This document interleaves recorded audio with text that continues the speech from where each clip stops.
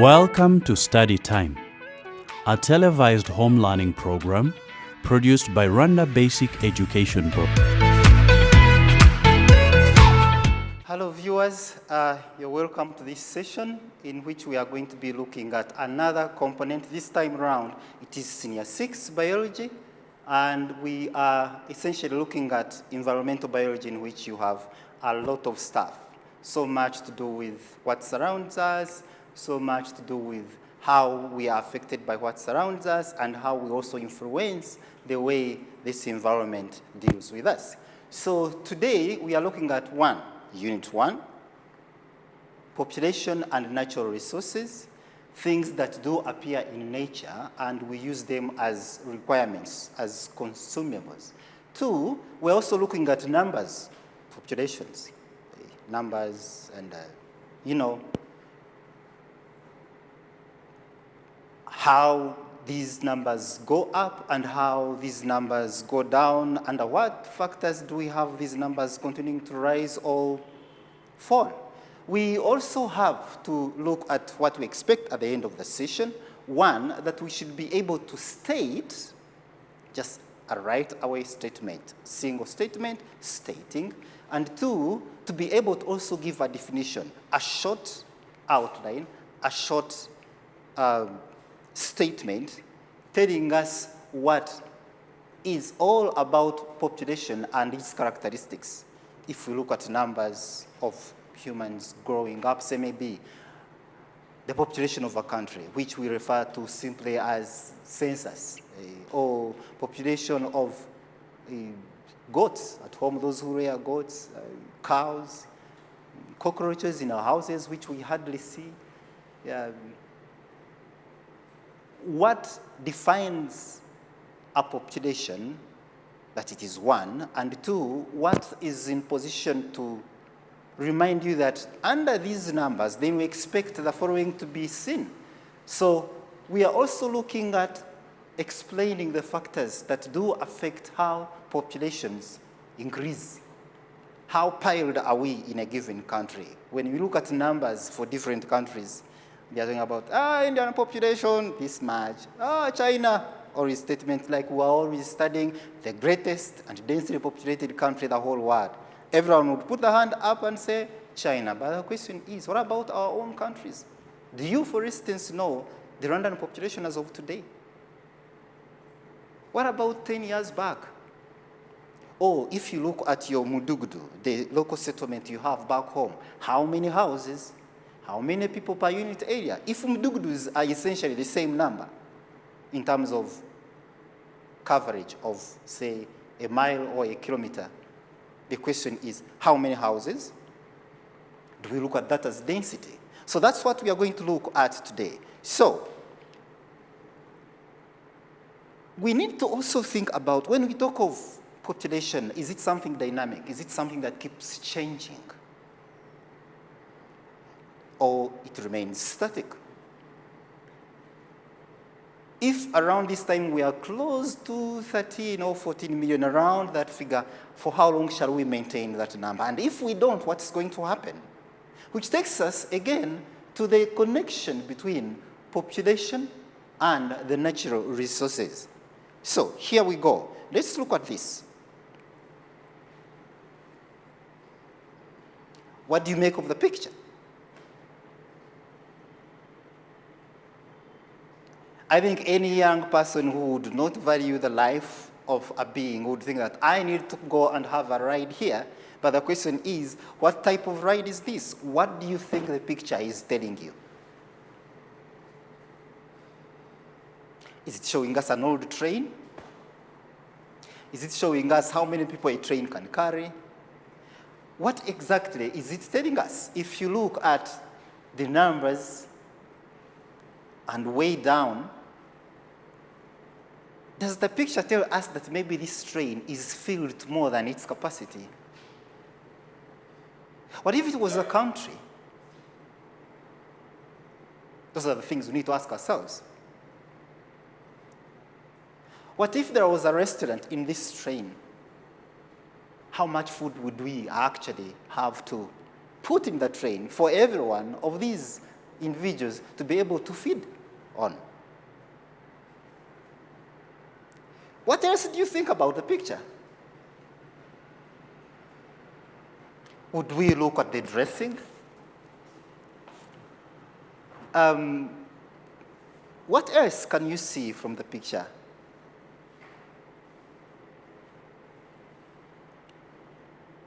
What about the amount of vegetation? If you look at the top left of the picture, how much has stayed?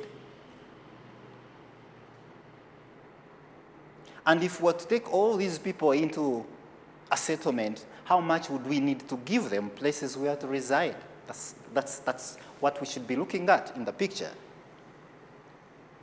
So it therefore means that when we look at numbers of any organisms, then we have to relate these numbers to the surroundings. And so this takes us to population itself, the study of how numbers, populations of plants. So we talk of populations, we do not only look at human populations.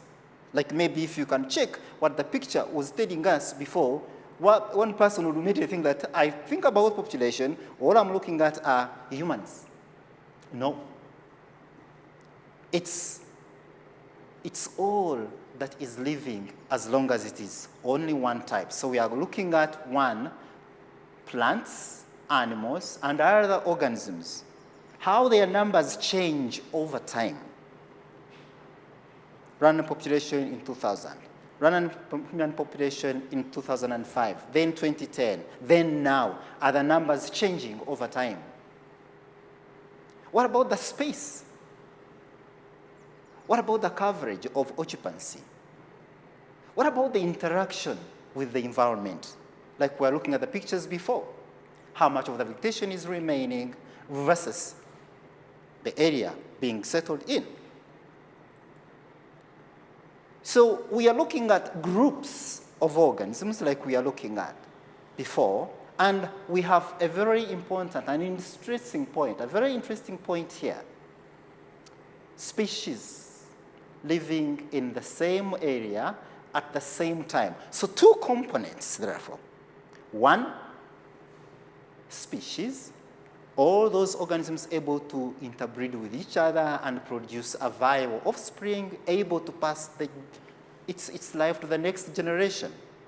Humans give rise to humans, goats will give rise to goats. We do not have cows and goats giving rise to some unknown, I don't know.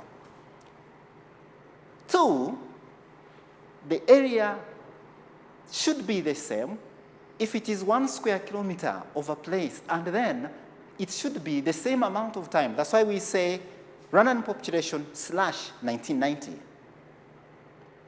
We don't just leave a figure open without an attachment of the time it was recorded. So when you look at populations, we have a variety of ways in which we look at populations. We call these characteristics. This can be the size, and we are looking at how the numbers of individuals, the number of individuals in a population, this can be positive or negative. Is it going to rise or fall? When do we have negative numbers in populations? When we look at time frame, and we are looking at a 1990, 1994, the 1998, in 2000, and then the most recent census that was carried out in Rwanda. How do the figures relate? Do you think about that? Are we in negatives or we are in positives? Secondly, we look at density.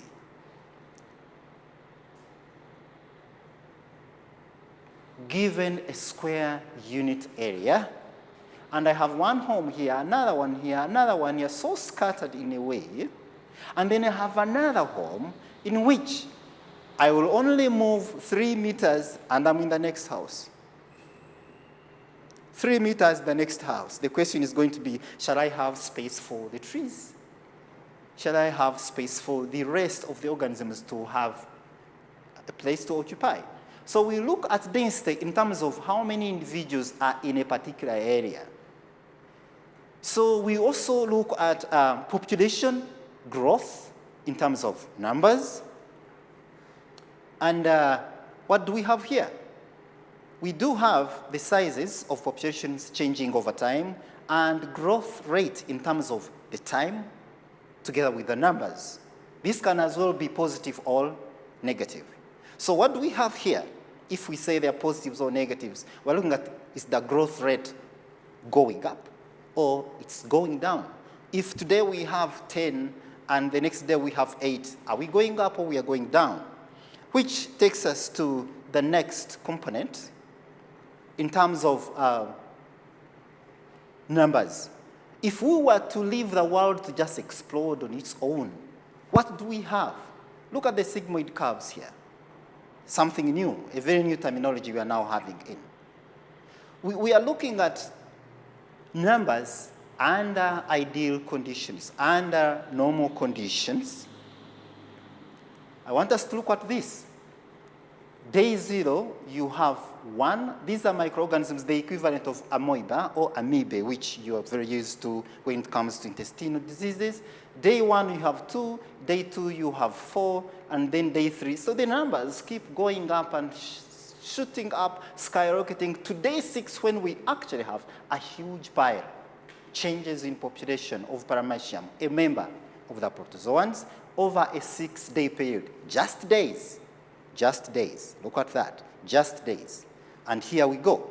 Now, what do we naturally need for this to actually happen, that populations explode and skyrocket?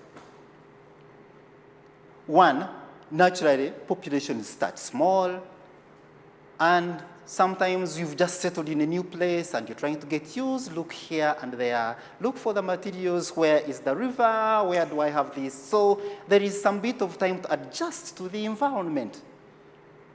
Now, if we are to have a skyrocketing population, like as we have here, then we must have an environment that actually does not exist. When we say something ideal, it's like imaginary. We would assume that everything looks okay. It's like maybe the biblical style where they say that God gave us everything, so just keep skyrocketing and shoot up. All individuals are able to survive, which is hardly possible. We die, we reach a point and die. Sometimes we die even before we produce. But they are saying that we should assume that all individuals are able to survive and reproduce very well, successfully. 2, resources are unlimited. You want to have a housing? No problem. The government is providing for you. You have a house, you have everything. Medical, you don't need to line up. Go have an injection, walk back home. And therefore, there is no competition. There is no struggle to have where to sleep. No struggle in restaurants. Everything is provided for. So what do we have? If there is no limit to our population, this is what we expect. A J-shaped growth curve. Up. And so we fly up into the, and you look at the numbers, that at some point it's slow. Then we reach a point to get used to our environment. We know where to find everything. No sickness, no nothing. Everything is okay, so we skyrocket. What do we have next? If we are to look at anything that would stop such a thing from happening, that's now the interesting part. The factors that enhance or stop the population from growing have to be put into 2 categories. 1, they might depend on how many the organisms are, or completely not depend on anything. Here we have a question. Lightning strikes. I don't know whether it is going to think about the numbers, or it's going to think about no numbers. For those who have ever gotten a chance to look after cattle in the wilderness, when it is heavy downpour, all you think about is, I don't want to see anything like lightning. It strikes, you might lose all you had. So, some of the factors depend on how many organisms you have in a given area. Think about it. 20 people you're in the house. The house has only 2 rooms and 1 bathroom, 1 small kitchen, and you're 20. What do you think is likely to happen? Let's look at this. Think about it. Are we going to make turns going to the bathroom? Do we have the time to clean it? 20 people using a bathroom, only 1 bathroom in a small house during the night. Oh my God, you know what I'm talking about.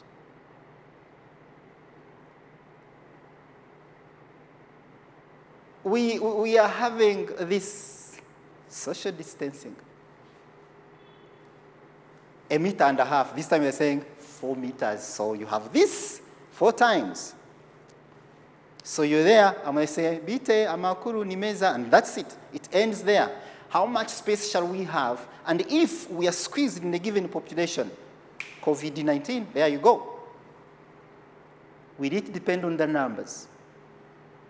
Why are they saying, not going to church, not going to school, so you're back home, studying now? Thanks to technology and the crew, guys. You should give them a thumbs up. They are doing so much. The technical team, I was trying to refer to them. Now, the numbers will depend on how some of these factors are going to either make us increase or keep down. Thank God we are very good at praying, so we haven't lost any person as of now due to COVID. Increase the numbers, increase the pile-up, increase the density, check what happens. You won't survive. Density-independent factors. I think if COVID-19 was independent of how many we are, then however much, even if they said 100 meters apart, it would still catch you. So it's important. Lockdowns are a little bit good. Yeah, they are a good thing. So let's look at these in terms of how they are categorized. 1, density-dependent factors. We are looking at sizes approaching a certain amount. How many people you cannot go beyond in the house, that's the capacity. KBS, Zonda, stand, sit, pile up, go beyond 70 people, police guy is going to give you a notice, fine, so much money. There is a capacity the environment cannot go beyond. We call that a carrying capacity. So approaching the carrying capacity of the environment, the intensity of the density-dependent factors would have to increase. What are we looking at here? Are we going to struggle to go back home because we are too many and the transport cars are few? 2, what about food? What about the cats you bring home in order to deal with the rats? What is going to happen when these cats produce? Numbers go high, rats are reducing. 3, what about infections? COVID-19, there we go. Social distance, don't pile up in churches. Any other infections, contagious diseases would actually take advantage of this, so we can't allow that to happen. You know that very well. And can eventually limit the population size. If you've ever taken care or looked after chicken back home, rabbits back home, as we are going to see in one of the pictures, you need to really be so critical of the numbers. The same applies to cows. Coccidiosis, murara, winghoku, if you remember that. One gets sick, the next day, everything is down. How much do you lose? So the rates of infection would increase with population density. More piled, more compiled in one place. Disease spreads like wildfire. You can't stop it. And then we have the ones that are actually not going to think about that. Independent. Whether you're 1 person or 100 people, it's not going to think about the numbers. It will still clear you. Lightning will strike. Whether you're 1 person in that area or 10, you all get electrocuted. Super high voltage, unimaginable. Whether you're 1 person, whether you're 20, within that area, within that distance, off you're finished. So we are looking at other things like pollution. It is the air, the same air we breathe. Whether you're 1 person or 10, if it's contaminated, off you go, you're finished. 2, seasonal weather extremes. Now I want you to think about if you've been following on the news and TV and you're following up on the updates of the nation, you must have heard of any recent cases.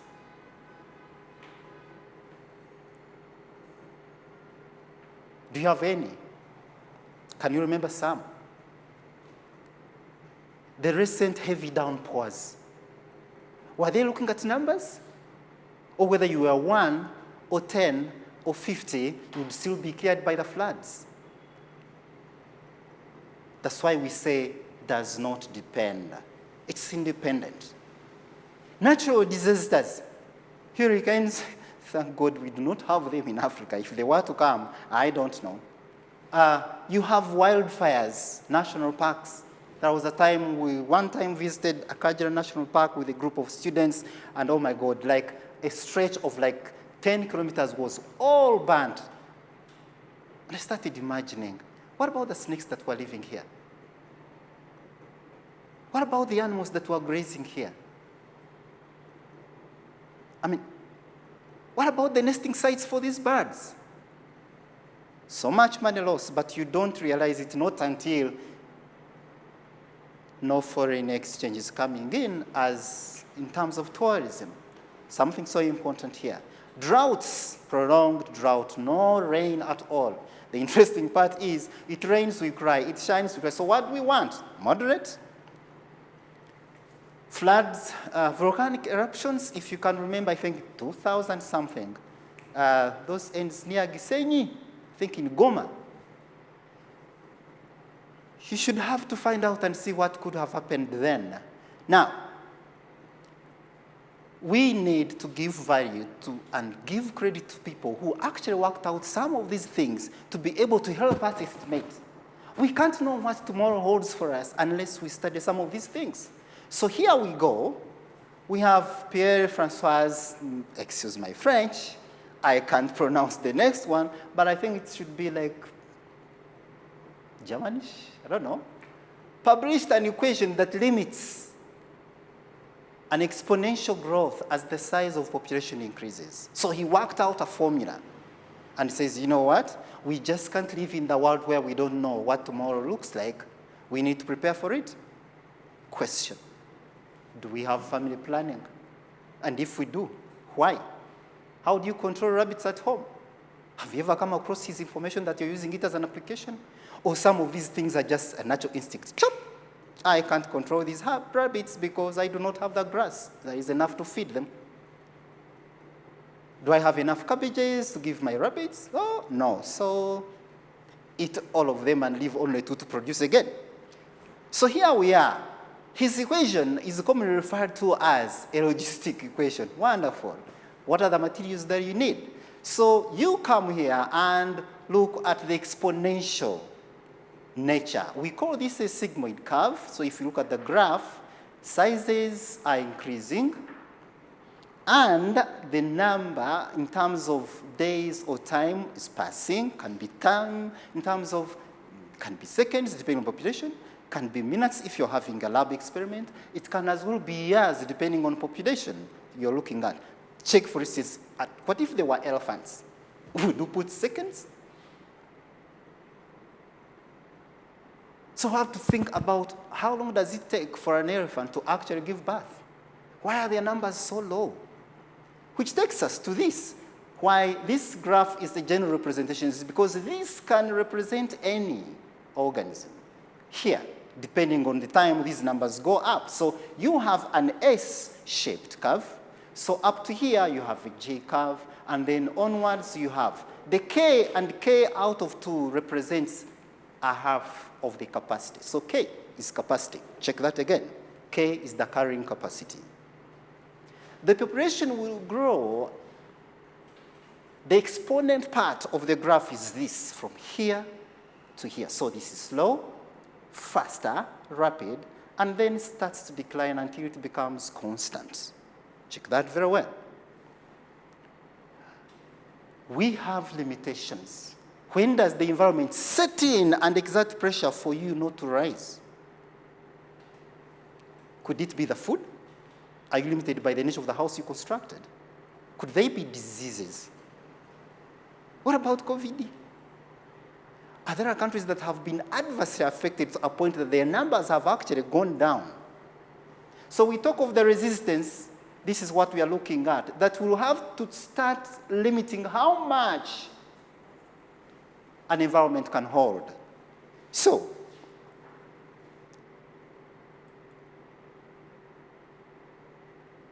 logistics growth is commonly observed in nature. It naturally designs itself. Looking after cows or rabbits, and you just leave them, there reaches a point when they will auto-control themselves. They will pile up, fail to have enough food, and the numbers start going down and control themselves. So we are having, in the same way, laboratory experiments can exert the same thing. So you have the size of many populations would fluctuate over time instead of remaining constant. So we do not have like, it's constant like that. No, go down, reduce, rise again, go down, reduce, rise again. So you have that nature of the curve. Fluctuations would generally show that the population growth is followed by a fall in population. So you have a rise and a fall, a rise and a fall, which takes us to examples. One, you have humans, us. From the very beginning, when we had agriculture as the only way, and then you have diseases coming in, you have the bubonic plague, and then you have industrial revolution coming in. Then you have major scientific and medical advances. How many cases of TB did we have in the 1950s? What about after the introduction of Septrin and other antibiotics? Think about that. When we look at the Black Plague, they always talked about in Europe that killed half of the population in Europe. Where would we place it? But then after that, I want you to look at this curve very carefully. See the bends, the beeps going down, and then they rise. That's what we were just talking about. And then out of nowhere, advances in technology, treatment, diseases, vaccination, now we are able to live longer and produce. The second example comes in when we look at the rabbits. Very good example. I know some of you like taking them. Others, some of the children at home would cry when they see you slaughtering a rabbit for supper. Say, Mommy, you can't do that. It's so cute. It's so beautiful. Don't. So they are pets. How many of you do eat rabbits? Don't. Don't eat them to control their population. Naturally, if you leave them in their environment, they would control themselves. So look at the numbers and the way they go rising over years. Within 7 years, this is how much you can have. So, to wrap it up, there we go. What do you have as a general overview of it all?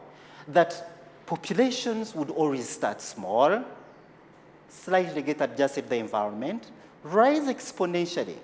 An exponential phase is when we have the fastest growth phase in the shortest period of time, and then decline where we have reached the capacity, and that's it for now. Thank you.